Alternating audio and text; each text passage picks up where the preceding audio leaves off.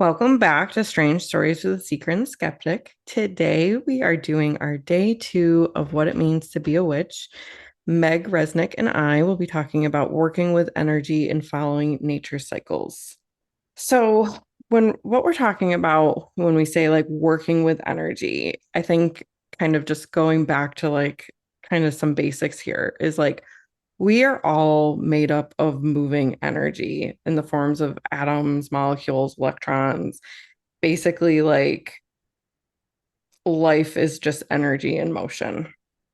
And quantum physics will tell us that matter and energy are the same, and just we're all kind of connected by these invisible threads. So, thinking of your body like this electrical circuit, we can, work with that kind of electromagnetic energy to shift things, shift our health, our wellness, kind of align with something that we want to bring into our lives. So thinking of yourself kind of like this magnet, um, like calls to like. If we are in the vibration of something, we're going to draw that into our experience.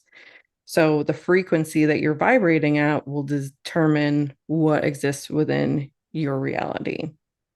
And to me, how witches use that is by doing magical rituals and spells, kind of raising energy, shifting the frequency, and using specific like tools and practices to align with desires. So, Meg, tell Yeah. me what you think about that. So agreed. I feel like we, without even knowing it, will change our energy just based on I'm tired and I'd like to have Hmm. or Yeah. I'm feeling like I want to snuggle. So I'm gonna pull a blanket to me. These are the things that we do without even thinking about it. And Hmm. with witchcraft, it can be a little bit more deliberate or intentional in terms of allowing yourself to take those correspondences you mentioned, or to take a certain element, or to pull vibration from the actual earth and use visualization. And we know that you can change your perception. You can change others' perception just by thinking it or being aware of it or putting your intention into that. Um, Hmm. like you said, we always hear people say, just stay positive. If we're able to stay in that energy, we're able to create a different outcome, like you said, the laws of attraction. So I do feel like that is that really encapsulates what energy is setting intention and being able to actually change how you think or feel, which creates a different outcome. Hmm. Yeah. And I think witches have a lot of these natural tools that they associate with different energetic frequencies, right? So cinnamon is meant to call in abundance. Right. Lavender is very calming or can help with like divination, right? So there's different tools that witches use that say, this crystal helps with this specific thing. So it could be herbs, it could be crystals, it could be, like you said, the elements, earth, air, fire, water. It could be candles in different colors. Like different colors hold a different frequency and can be used for different intention setting. Absolutely. And even we talked about moon phases, the different Mm, we know it controls the ocean, it controls yeah. human behavior. It's powerful stuff. And, knowing that, you had mentioned colors, you can pull in so many different types of those correspondences or tools, working with a familiar, some people practice by honoring a deity Hmm. that represents something that's energetically geared Yeah. that specific desired outcome or your goal. So Yep. Yeah, there's so much to it in terms of the metaphysical and the symbolic, and tying it all together. Yeah. And I think for me, I'm a very, and I think you are too, like we're very energetically sensitive. So it's like if you're not energetically sensitive, you could just look at a crystal and be like, that is a rock, right? But to me, it's like if I hold a piece of, like clear quartz, for example, like I can feel that vibration. I can feel something happening and shifting as I'm holding on to it and just kind of like absorbing that energy. And the same is true for like anything. Like the food that we eat all has its own energy and will can help contribute to our health or it can kind of take us away from being healthy, right? Like, or the chemicals in our environment, so it's like, I think in terms of witchcraft, is just being very aware of like how different energies affect us and kind of affect our vibration and just being, like you said, intentional about it. Absolutely. And if you go back to some of the origins of, Wicca, and when women were using all these herbs to heal people, I mean, these are practices that have been tried and true, the Hmm. just, hocus pocus, as they say, there's really some symbolic meaning. I even think of the Native American culture. They use the elements, they use herbs, they use different kinds of metaphysical things and physical things Hmm. to heal people, and, smoke can cleanse, Yeah. it's something that I think it crosses over other cultures, other religions. But it really is an important part of your knowledge base as you Yeah. practice. You start to learn these things, how they all tie together. And then you have something that's pretty powerful in terms of if you want to do a ritual, if you want to do a manifestation, if you want Yep. something. Yeah. Yeah. Yeah, and I think, witches have been using these practices and just the knowledge of energy before science could catch up to it. But like you said, like smoke is very cleansing.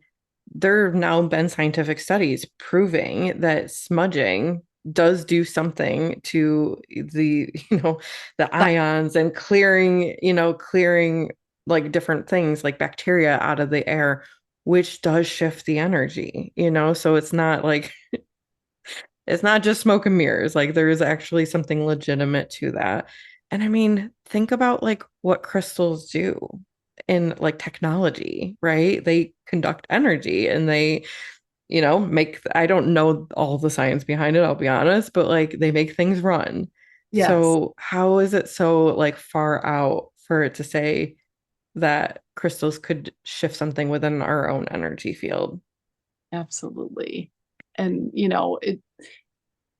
exactly. And if we don't know what something does, but we have faith that if we set our intention and we put that out to the universe, that something will change or improve. I don't know how that's different than having faith in any other thing within organized religion as well. It's Yeah. really isn't it's intention. I think it's always, what is it that you're putting out there that you want to manifest something. I think that's very similar along the lines of all of the religions.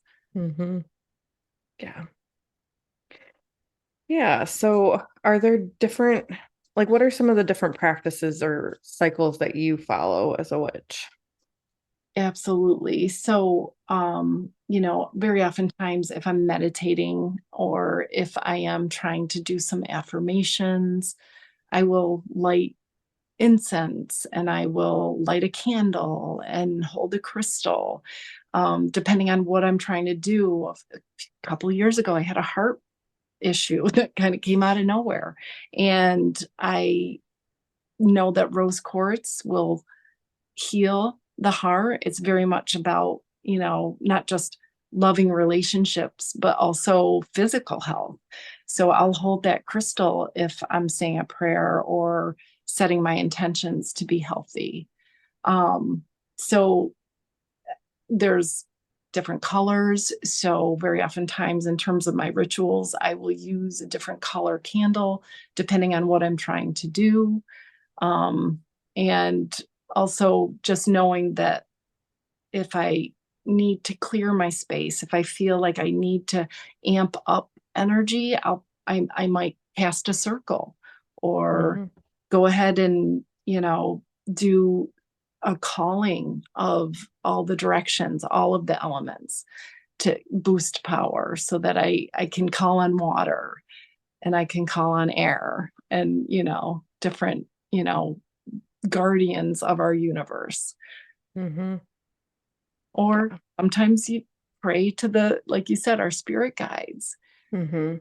trying really hard to reach them and try to open my space for that. Yeah. No. And even just something as simple as getting a cup of coffee, knowing that if I stir clockwise, I'm attracting positive things into my day.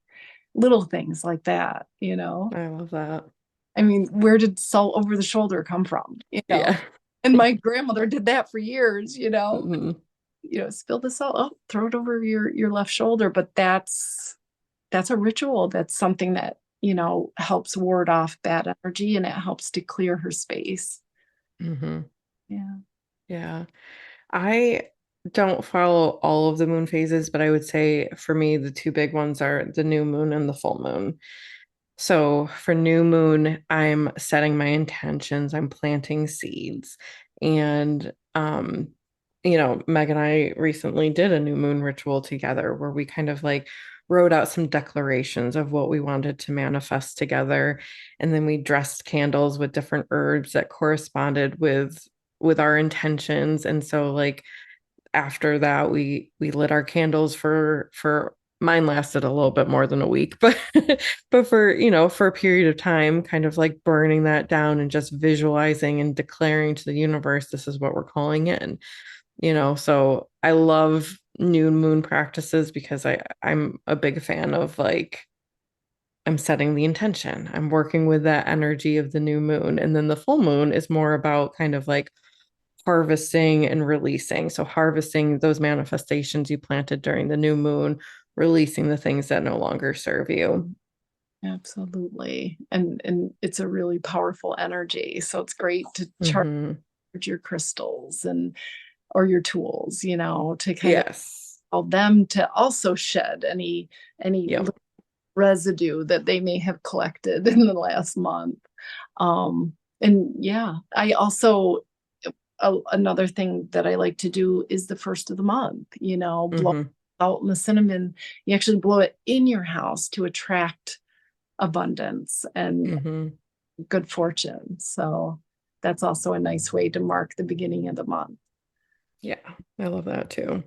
Yeah, I think, witches, they're honoring the lunar cycles, but also kind of like the wheel of the year. And just, each season there is a different energy. Like if you're just kind of again in tune with nature, you feel the shift, you feel the change. And right now we're right before Halloween or Samhain, right? And this is said to be the time of the year where the veil between the physical world and the spiritual world is very thin. And so Samhain is a celebration of our ancestors, of our, the people who have crossed over in spirit. And I love that practice of just kind of like honoring those who came before us and just recognizing like we are still connected, even though maybe they're not here in the 3D physical reality. Like they're they're still here. And I do feel like I can just feel or sense when the veil is thinner. It's just like there's a different feeling. And um, I do believe I live in a haunted house. And so there's a lot more spiritual activity that happens around this time of year because it's just like it's easier access, easier for them to kind of come through. Absolutely. And I think there's absolutely things you can do to, help them along, Hmm. fact, you brought up Samhain. One of the practices that are really near and dear to my heart will happen for me in the kitchen. And I love to cook for the high holidays. And for Samhain, I like to have what's called a dumb supper, where you literally just put a spread out for you and your ancestors and whoever else is living that wants to join. And there's no talking because we're honoring the dead. We're allowing them to have space to be able to interact. And it's sort of a meditative thing, but you're enjoying a beautiful feast, That. you know, Yeah. to follow Samhain and to lead into Yule. A lot of the Wiccan and Celtic religions believe in the triple goddess, and so there's the maid, the mother, and the crone. And Samhain is obviously very representative of the crone. It's believed that she actually gives birth to a new baby at Yule, and that's when we start to cherish the hope. I think Yule to me is about hope. It's about return of the light. Mm-hmm. We're attracting the light by lighting our Christmas trees and our Yule log, and being in a position where you have a bonfire or you just have a fireplace, where you're attracting all of these things. And it's just really cozy and nice. Yeah. It's about feasting and staying warm and saying prayers that our harvest will last throughout the harsh winter. Yeah. Yeah. Yeah. And it's interesting, for, you know, so many, and I'm not trying to pick on Christians, but for so many like people in the Christian traditions, seeing witchcraft as evil, but not even recognizing how many of their traditions and rituals are taken from pagan faith, Yeah. like Christmas trees and stuff like that. Oh, absolutely. And on that in that same note, we know that it was a mission, kind of, a goal for them to exclude that pre-Christian belief system because it felt threatening. And in order to bring pagans into their religion, they oftentimes had to have things that were similar so that it felt like it could be a smooth transition. Hmm. So, but we can coexist. Absolutely. We can all coexist. I love that bumper sticker too, that the coexist bumper sticker. Yeah. Yeah. There's Imbolc, that's February. That's, giving thanks to Brigid, who is the goddess of fertility and all the, Celtic belief systems that are around new beginnings. And, Hmm. that's when the first crocus might start to pop up, so it's Hmm. signs of life again. And Ostara, which is the equivalent of the Christian Easter, but is very much about the maiden now. We've grown. We're not the baby. We are now the maiden, and it's about fertility and new beginnings as well. And that's oftentimes represented with baby animals and eggs. Hmm. Egg is the fertility piece. Beltane, we all love May Day.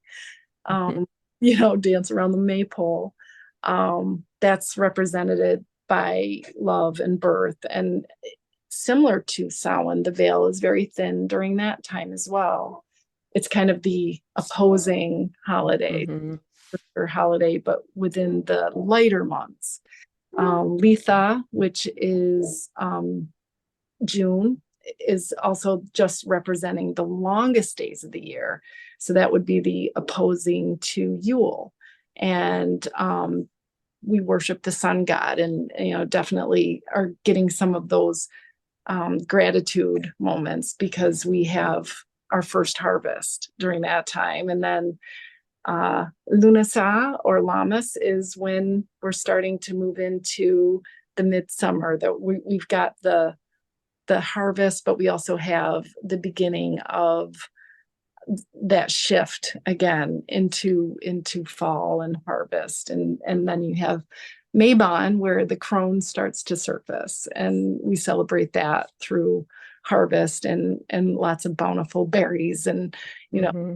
good food and all of that. So, yeah, so the whole thing kind of connects and it starts over again. But, it's that transition of the maid, mother, and crone throughout the year. Yeah. Yeah.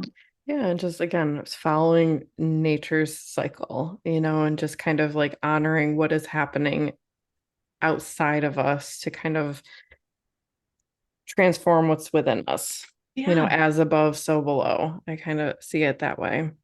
I do too. And knowing that we all have seasons, and Yes. and we should celebrate those Yep. changes and not necessarily, embracing growth and change instead of being like, oh, I don't want to get old. I don't want nothing. I don't want any. Yeah. Yeah. Yeah, and knowing like how to work with that energy because there's certain times of the year, like I feel like kind of the season that we're going into right now, it's like this is probably a time for more like internal reflection and kind of like Slow just down. be, yeah, like just kind of being within and stuff like that. Whereas like when you're summer energy, that is very much let's go, let's do things, let's be more active, and so it's just, I mean, animals hibernate, like you're getting ready to hibernate pretty soon, so it's like we're not all that much different. So it's best if we're like working with the natural flow of energy instead of trying to kind of like force force something that doesn't really feel aligned, if that makes sense. It does. It does. I think that's kind of hard to do culturally. We Hmm.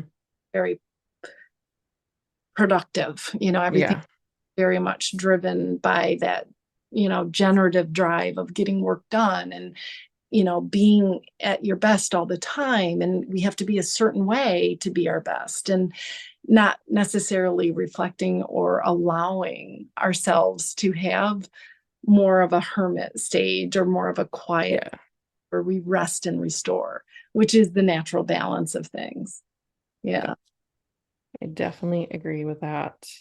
So one thing that I just want to say is something I learned kind of when I first started getting into kind of like the manifesting world, maybe Reiki world, is energy flows where intention goes, right? So again, kind of coming back to the tools are awesome and great and they can help us focus and they can help us align, but really where you're setting your intention, where you are focusing your awareness, right? That is going to direct the flow of energy in your life. So where do you want it to go?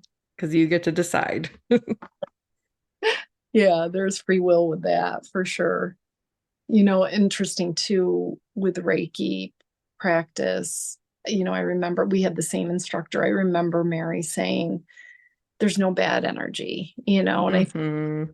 an aspect that I've carried over into my own practice in terms of like, even if I've had a really bad day or I've had something that, didn't feel good, like a furnace that stopped working, it really is trying to harness that faith and hope and stay in that state of positivity where you're not necessarily seeing things as, it's happening to me, but maybe that it's happening for me. And even though that vibration didn't feel comfortable, it's not a bad vibration. It's not bad energy. It's just more of a, I'm learning, I'm growing, I'm transforming because Yep. I have this pressure in my life. Yep.